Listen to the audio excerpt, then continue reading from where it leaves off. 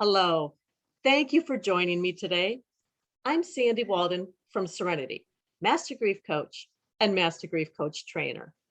Today, it is my honor and my privilege to introduce you to Master Grief Coach Gwen Sinclair. Gwen, thank you for joining me today. Thank you for having me. So it was my absolute honor to work with Gwen to train her to become a Master Grief Coach. Gwen, would you be open to sharing with us a little bit what brought you to the place of wanting to take this training and learn these skills? I had recently lost my son to suicide. So going on the internet, I was trying to find things in order to heal me. I knew that I needed help myself, and talking with others and trying to help them through their grief, I realized that I'm grieving, so I want to help others with grief. And that's when I seen your program to become a master grief coach and started asking you questions about it. I just really felt like it was something for me. Helping others helps heal me. So that's when I asked to join your class. And right after I got done the class and received my certificate, I felt a lot better. It gives me experience in how to even help myself grieve. And then to be helping other people along the side, it's just amazing. And you do help so many. When you're doing this outreach that I know you do, just as a genuine, loving woman and mom, I've seen you supporting others. And even though you're on social media or something, it's as though they can feel your arms wrapping around them and giving them a hug. It always makes me wonder, has this something you have always felt as though it's okay to heal from grief? Or was this something that you had to tell yourself and to learn? At the beginning, I didn't know if there was, any healing from it. I knew deep down in my heart that I had to, um, because of my older daughter. She deserved her mom, and she deserved me to be a grandma to her children and to be a happy person. I knew that she wouldn't want to be around somebody depressed. I also knew that my son, if he was able to tell me something, he would definitely not want to see his mother unhappy. So I had to work on knowing that there has to be a way to heal, that life happens and also life ends, but my life is still happening, and I've had to look into healing and finding joy again and happiness. And it's something that I do every day to find more joy. Life is so precious and sometimes way too short that we really gotta know that we are stronger than what we can ever imagine. But if you put your heart and mind to it, you really can get through anything and find that happiness again. None of which means that it's been easy. And I've seen you work so very hard. And something that I really want to acknowledge, because I think it's a big deal. Your son, like mine, died of suicide. And I've never heard or seen you attach any sort of shame or stigma to that. And I appreciate that so much. I feel like that's a really strong message for others, that we're not stuck there, that these people we love, whether it was our child, our friend, our parent, anyone else, that it's simply the door they walked through. And so every time I hear you talk about your son, I hear you celebrating who he is now, as well as who he's always been. Has that been something that's rather instinctive for you, or is that too something that you've learned? No, it was always very easy for me to talk about my son, and even the way how he took his own life.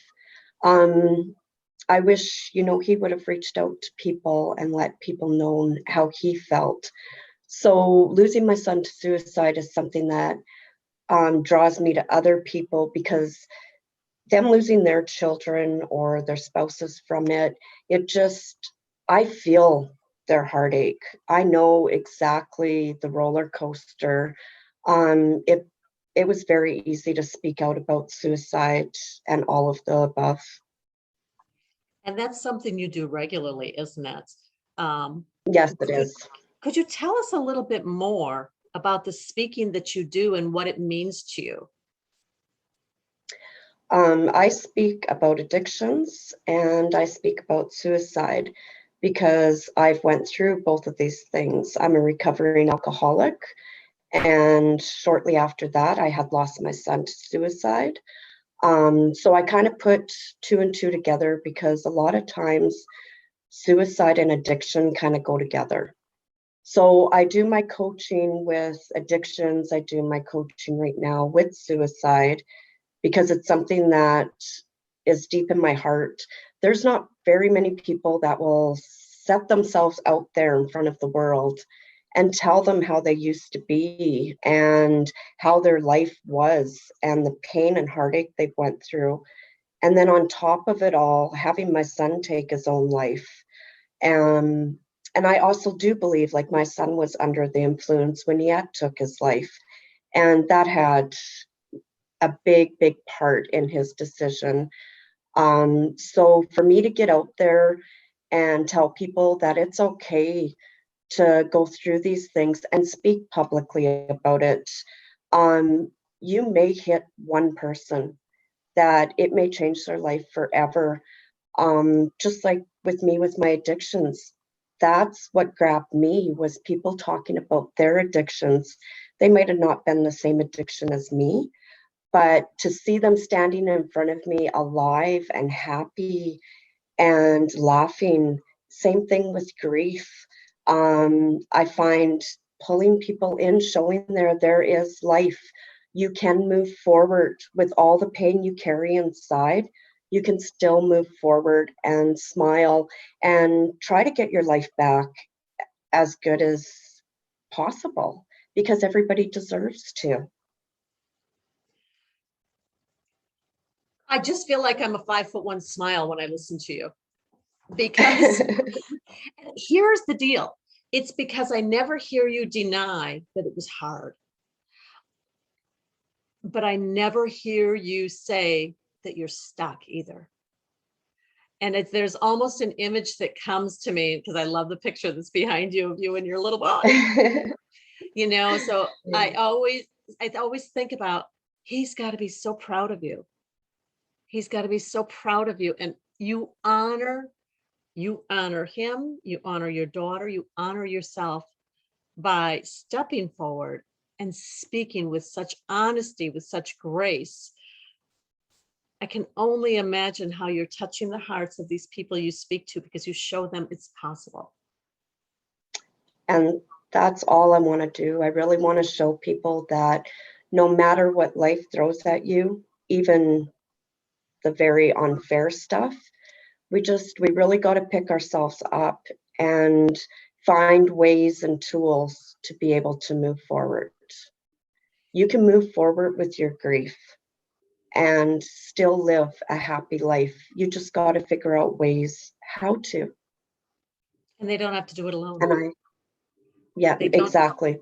that's the other thing that I so appreciate about you, that you've always owned and honored the grief, but you've also recognized and embraced the healing.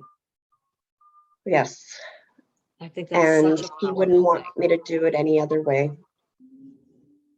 And he's with you. He's with you. He is.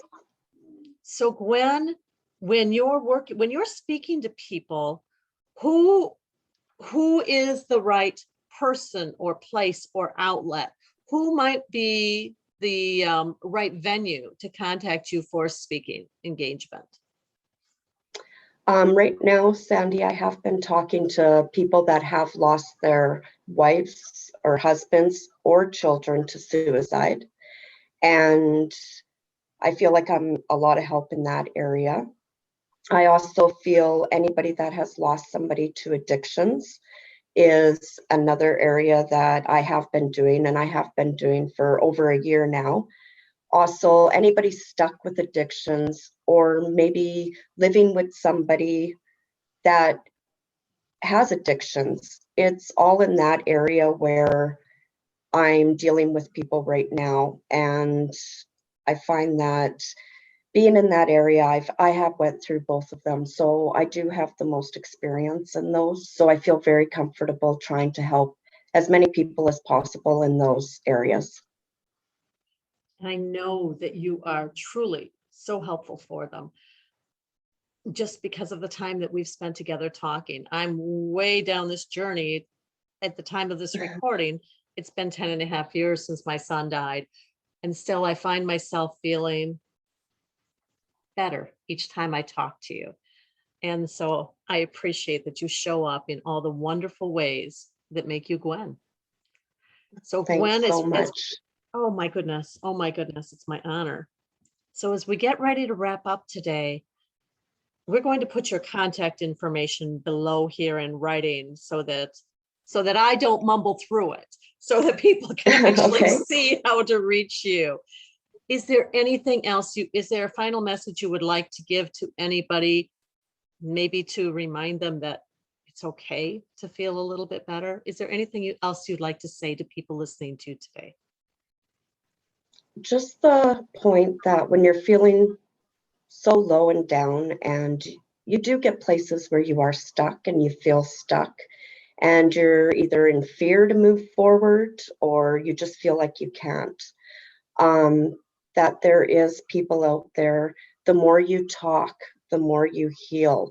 Um, the people that we have lost, we have them in other ways. You know, I do believe there is another side, and we just got to really think about how would they want us to be? How would they like us to live? And all of our loved ones would always say they want nothing for us but to be happy and to move forward in life. And we can carry them along with us in our heart. So anything is possible. Never give up on yourself. And you are a shining example of bringing your son along with you and showing others that it's okay to honor their life and live your own at the same time. Exactly. It is And possible. absolutely, and so heart-filling. Thank you for joining me, my dear. I send you my Thank love. you. And to all of you listening, as I said, I'm going to put Gwen's information below so that I don't mumble through it. I want you to have it. And I want to tell you, working with Gwen is something truly special, truly heart-filling, truly healing. She is a gifted master grief coach. She works from her intuition, from her experience, and also fact-based skills that she has not only learned, but that she has embraced. So I encourage you to reach out to Gwen to continue on your healing journey. I'm Sandy Walden from Serenity, Master Grief Coach and Master Grief Coach Trainer. Thank you for joining us today. Namaste.